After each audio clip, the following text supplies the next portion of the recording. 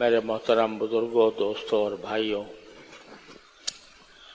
السلام علیکم ورحمۃ اللہ تعالی وبرکاتہ۔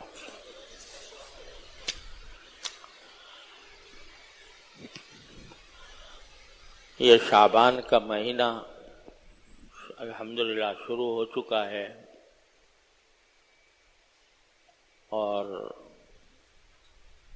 سارے سال کا سب سے مقدس اور مبارک مہینہ رمضان ان قریب انشاءاللہ آنے والا ہے۔ اللہ تعالیٰ نے شعبان کو رمضان کا مقدمہ بنایا اور یہ روایت مشہور ہے کہ جب نبی کریم صلی اللہ علیہ وسلم رجب کا چاند دیکھتے تھے تو یہ دعا فرمایا کرتے تھے کہ اللہم بارک لنا فی رجب و شعبان وبلغنا رمضان، کہ اللہ ہمارے لیے رجب کے مہینے میں بھی برکت عطا فرمائیے اور شعبان کے مہینے میں بھی برکت عطا فرمائیے۔ وبلغنا رمضان، اور ہمیں رمضان تک پہنچا دیجئے، یعنی ہماری عمر اتنی ہو جائے کہ ہم اپنی زندگی میں رمضان پالیں اور رمضان کی نعمتوں اور برکتوں سے مستفید ہوں۔ تو اللہ تعالی ہم سب کو رمضان تک پہنچائے اور اس کی برکتوں سے مستفید ہونے کی توفیق عطا فرمائے۔ شعبان چونکہ اس رمضان کا مقدمہ ہے، اس لیے رسول کریم سرور دو عالم صلی اللہ علیہ وسلم سے اس بارے میں کچھ سنتیں منقول ہیں۔ ایک سنت تو یہ بیان کی جاتی ہے، احادیث میں آئی ہے کہ رسول کریم صلی اللہ علیہ وسلم شعبان کے مہینے میں بکثرت روزے رکھا کرتے تھے۔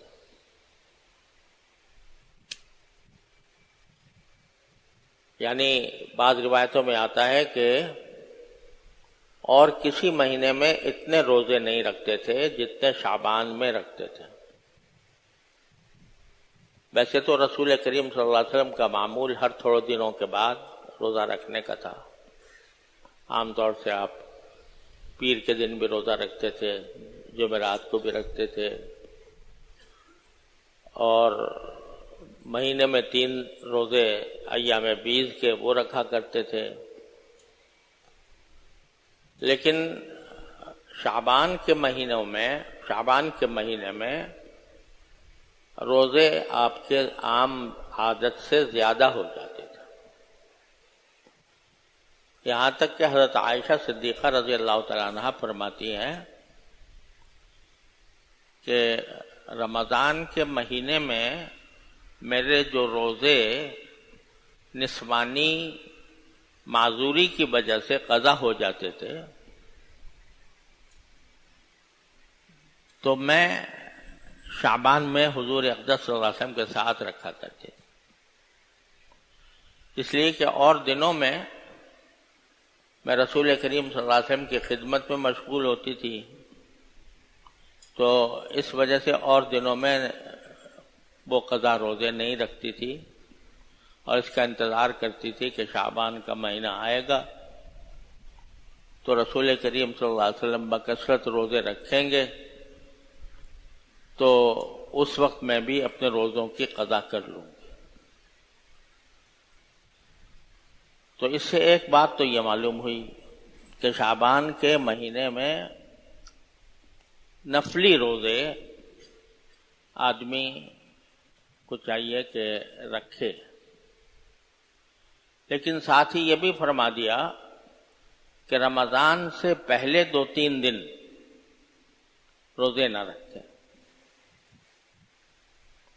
رمضان سے پہلے جیسے 27 شعبان، 28 شعبان 28 शाबान, 29 शाबान, इनमें रोजे न रखें। ये एक तरफ पूरे महीने बकसरत रोजे रखते चले आ रहे हैं, लेकिन आखिर में ये फरमाया कि 28 और 29 शाबान को रोजे ना रखो, नफली रोजे भी ना रखो। सिर्फ एक इस्तिस्ना फरमाया कि अगर किसी शख्स का मामूल है मसलन कि वो पीर के दिन रोजा रखता है, तो अगर वो 28 या 29 पीर की आ जाए फिर तो जायज है, क्योंकि अपने वो मामूल पूरा करने के लिए रख रहा है। लेकिन जिसका वो मामूल ना हो तो वो रमजान से 2 दिन पहले रोजे न रखे। इसकी हिकमत एक तो फुकाहे किराम ने यह बयान फरमाई कि ताकि जब रमजान शुरू हो तो नए नशात के साथ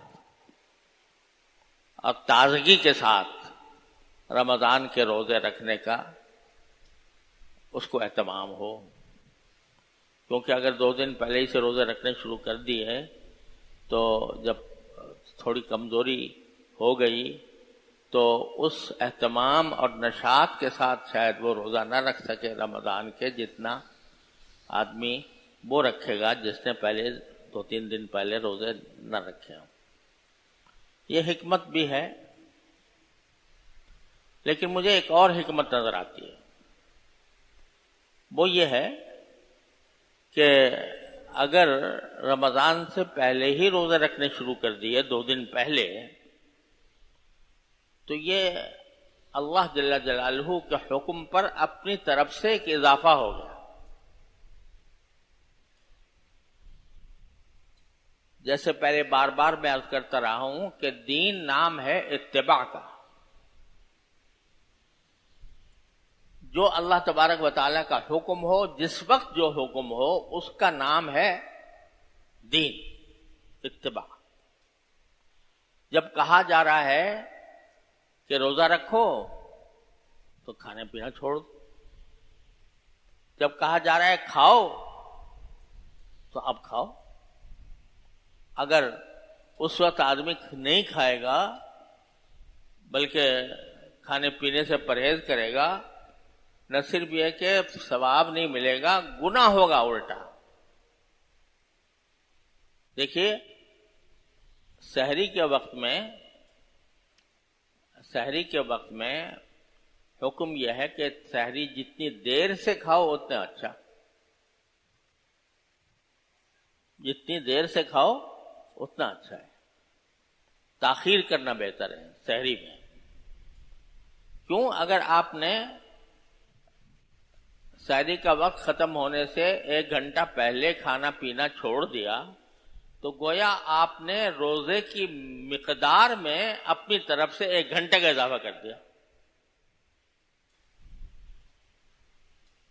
हालांकि यही हुआ ना, भाई खाना पीना छोड़े रखा, लेकिन अगर रोजा फर्ज करो 13 घंटे का हो रहा था, 14 घंटे का हो रहा था, आपने 1 घंटा पहले छोड़ के 15 घंटे का कर दिया उसको, तो अल्लाह ताला तो कह रहे हैं 14 घंटे का रखो, तुमने 15 घंटे कर दिया,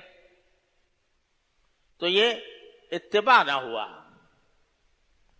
वो तो दीन नाम है, जो हुक्म जिस वक्त आए उसके आगे सरे तस्लीम खम कर देना। ना भूखा रहना मकसूद, ना खाना खाना मकसूद।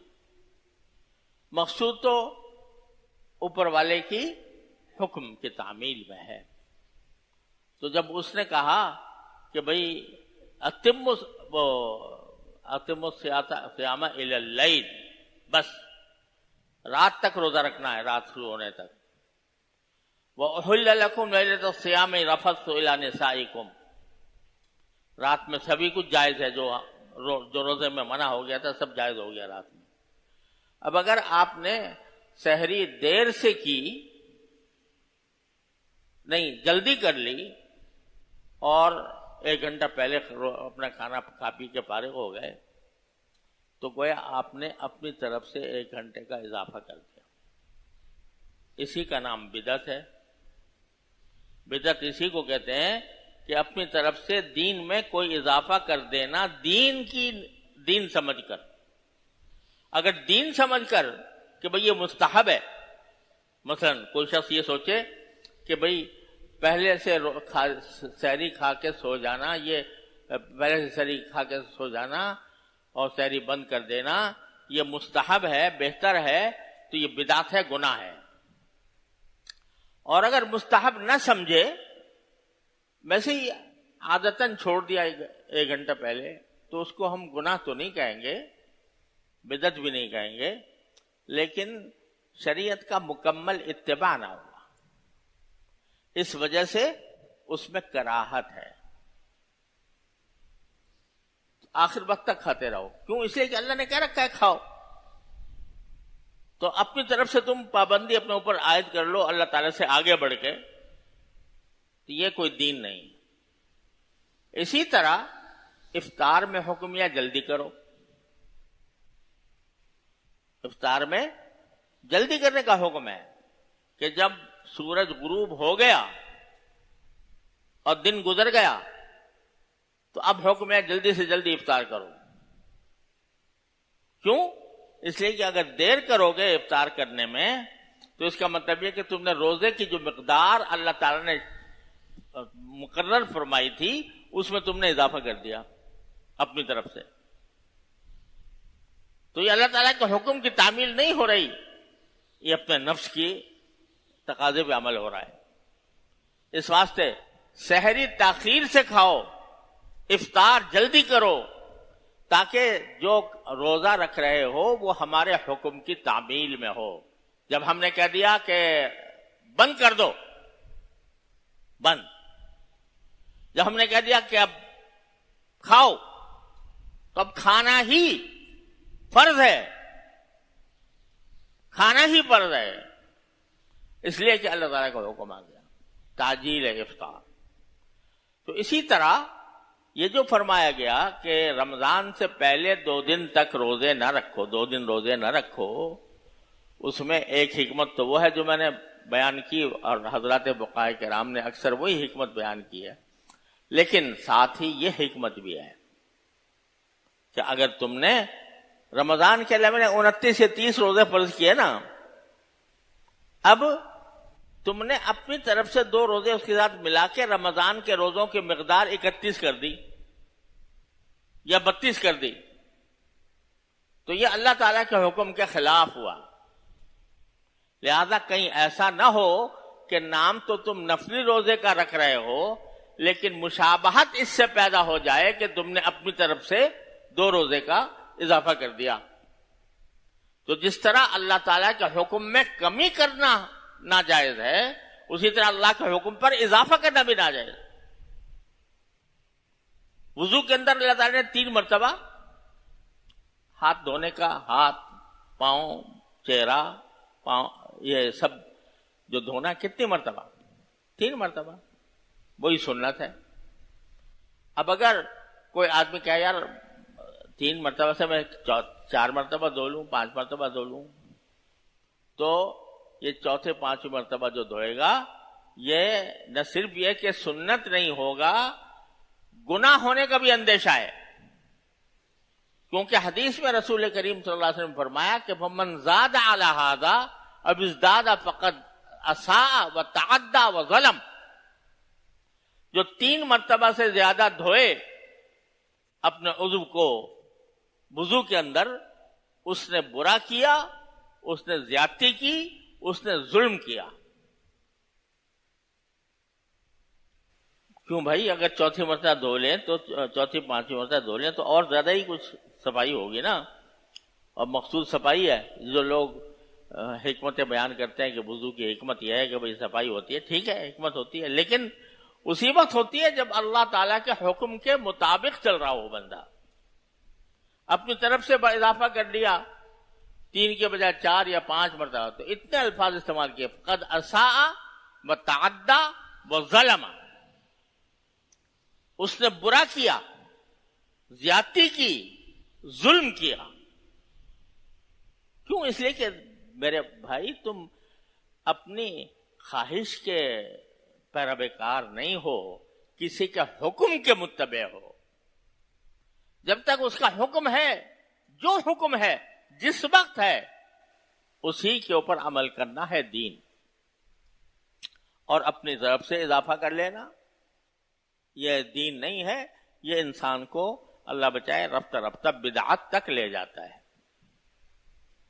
اور کل بدعت ضلالہ، اور ہر بدعت گمراہی ہے.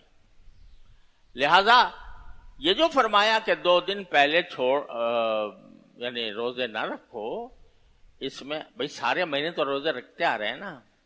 حضور اقدس صلی اللہ علیہ وسلم میں نے ابھی بتایا کہ اکثر و بیشتر روزے رکھتے تھے شعبان کے مہینے میں. جب رمضان آنے لگا تو 2 دن چھوڑ دیے. یہ کیوں چھوڑے؟ اس لیے کہ کوئی یہ نہ سمجھے کہ بھئی میں نے رمضان کے اوپر اضافہ کر کے اس کو 29 سے 31 کر دیے، 30 سے 32 کر دیے. اللہ تعالیٰ کا حکم نہیں. لہذا وہ منع کیا گیا. لیکن عام دنوں میں شعبان کے کسی بھی دن میں روزہ رکھا جائے تو وہ بڑی فضیلت کا سبب ہے. دوسرے مہینوں سے زیادہ ثواب ملتا ہے شعبان میں روزہ رکھنے. اس لیے کہ رسول کریم صلی اللہ علیہ وسلم کی سنت تھی. اتباع سنت میں اگر رکھے گا تو ثواب زیادہ ملے گا.